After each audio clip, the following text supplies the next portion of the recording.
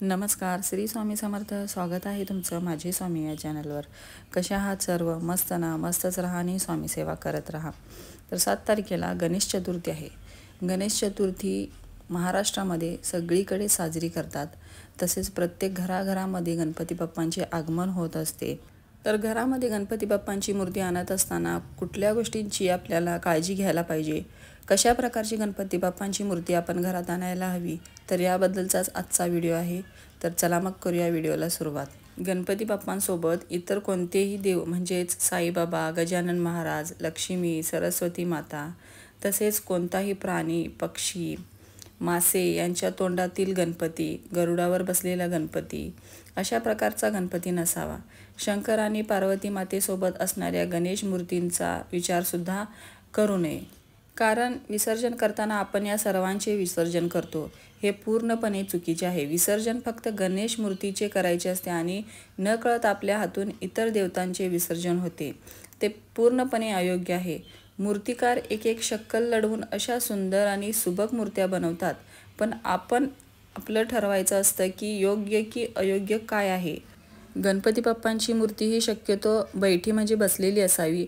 आपण प्राणप्रतिष्ठा करतो तेव्हा मूर्ती जिवंत असते.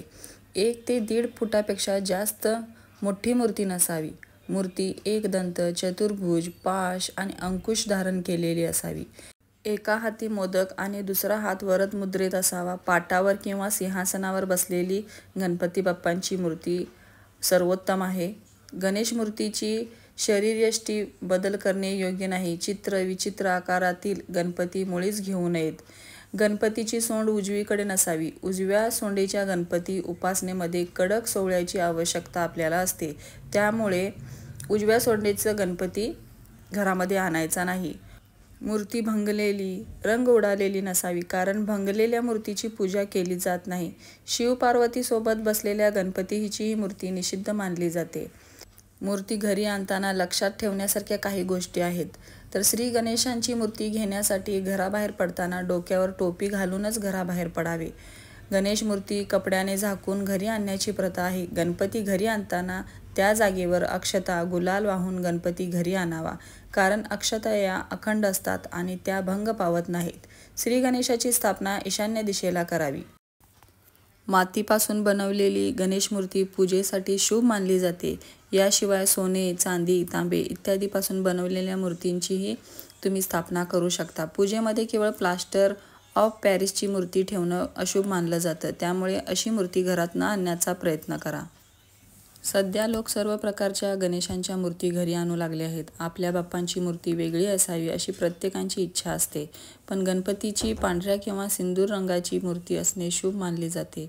त्यामुळे पांढऱ्या किंवा सिंदूर रंगाची मूर्ती ठेवण्याचा प्रयत्न करावा. डाव्या बाजूला सोंड ठेवून मूर्तीची पूजा केल्यास धन, करिअर, व्यवसाय, संतान सुख, वैवाहिक सुख इत्यादीशी संबंधित साधकाच्या सर्व मनोकामना लवकर पूर्ण होतात. ऑफिससाठी गणपती आणताना विशेष काळजी घेणे आवश्यक आहे. ऑफिस किंवा दुकानासाठी उभे असलेले बाप्पा जास्त शुभ मानले जातात.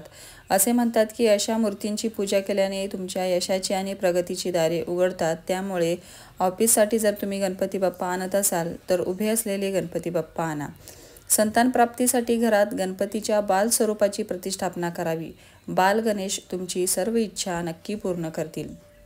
गणेश चतुर्थी रोजी गणपती बाप्पाला तुमच्या घरी आणण्यापूर्वी मूर्ती तुटलेली नाही याची खात्री करा. गणपतीच्या मूर्तीमध्ये उंदीर, एका हातात मोदक, प्रसाद आणि दुसऱ्या हातात वर मुद्रा असावी. वास्तूनुसार घरामध्ये गणेशांची मूर्तीची संख्या कधीही 3, 5, 7 किंवा 9 अशी असू नये. त्याऐवजी तुम्ही 2, 4 किंवा 6 यासारख्या समसंख्येत गणपतींची मूर्ती घरात ठेवू शकता. वास्तुशास्त्रानुसार गणपतीची मूर्ती सर्व प्रकारचे वास्तुदोष दूर करणारी मानली जाते. वास्तूनुसार घराच्या मुख्य प्रवेशद्वारासमोर गणपतीची मूर्ती समोर आणि उजवीकडे ठेवल्याने घराशी संबंधित सर्व प्रकारचे दोष दूर होतात आणि घरामध्ये सुख समृद्धी नांदते. तुम्हीही आपल्या घरामध्ये बाप्पांचे आगमन करणार असाल तर ह्या गोष्टींचा नक्की तुम्ही विचार करा, मगच बाप्पांची स्थापना करा. तर कसा वाटला आजचा व्हिडिओ नक्की कमेंट करा. व्हिडिओ आवडला असेल तर चॅनलला लाईक, शेअर आणि सबस्क्राईब करा. तोपर्यंत सर्वांना श्री स्वामी समर्थ.